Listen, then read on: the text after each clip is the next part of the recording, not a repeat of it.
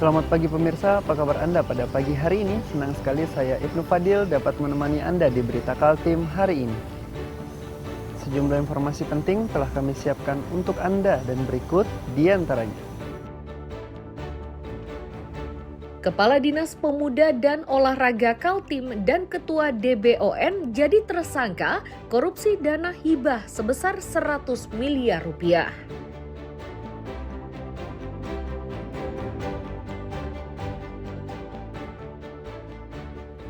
Kepulangan prajurit TNI yang bertugas di Papua disambut gembira oleh keluarga.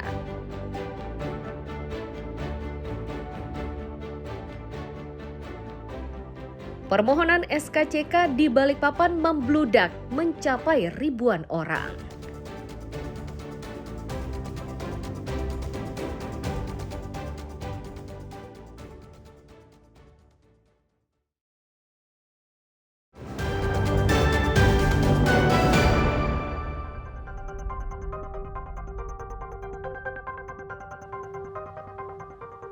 Kadispora bersama Kepala Pelaksana Sekretariat DBON Kaltim dengan tangan terborgol digiring petugas Kejaksaan Kaltim menuju mobil tahanan pada Kamis sore.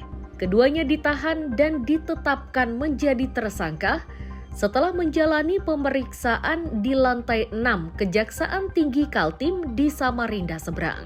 Sedangkan perkara yang dihadapinya yakni dugaan korupsi dana hibah DBON atau Desain Besar Olahraga Nasional tahun anggaran 2023. Kasih Penkum Kejaksaan Tinggi Kaltim menyatakan penetapan tersangka diberikan setelah penyidik mendapatkan bukti kuat keterlibatan tersangka yang masing-masing bernama Agus Harikusuma dan Zairin Zain.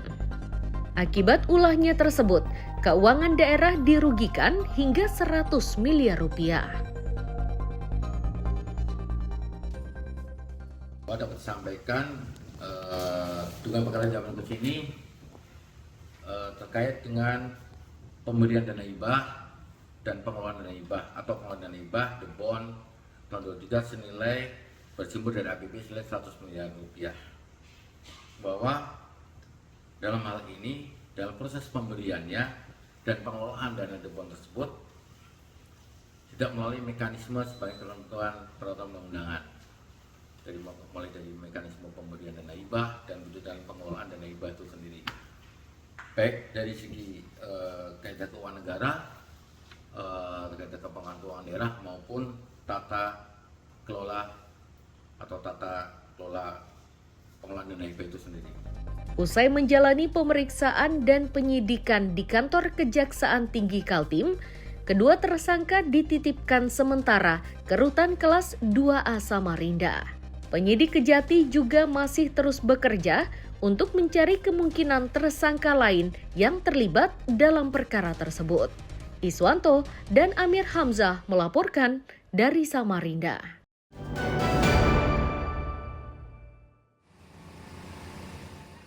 Bantuan untuk korban kebakaran yang diangkut dengan mobil bak terbuka ini dibawa menuju ke posko kebakaran di Desa Mansalong, Kecamatan Lumbis, Kabupaten Nunukan.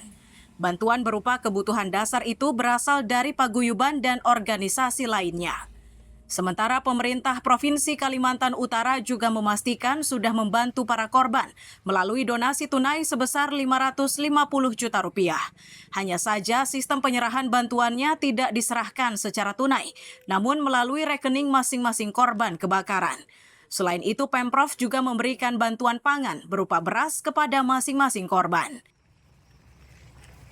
Anggaran untuk korban langsung kebakaran lebih kurang 550 juta itu dalam bentuk uang, tapi kita tidak boleh menyerahkan tunai, harus kita serahkan melalui rekening masing-masing korban kebakaran di Mansalong ini. Dan sampai juga ada 2 ton beras, nanti sedang Pak Camat yang mengatur dan pon menghabis ini. Selanjutnya juga ada beberapa keluar alat-alat sekolah anak kita tentunya. Diberitakan sebelumnya permukiman di Desa Mansalong, Kecamatan Lumbis, Kabupaten Nunukan ini luluh lantak setelah dilanda musibah kebakaran. Peristiwa memilukan itu menghanguskan puluhan rumah pada Selasa malam. Sejauh ini penyebab kebakaran masih diselidiki pihak yang berwajib. Mustafa dan Amir Hamzah melaporkan dari Nunukan, Kalimantan Utara.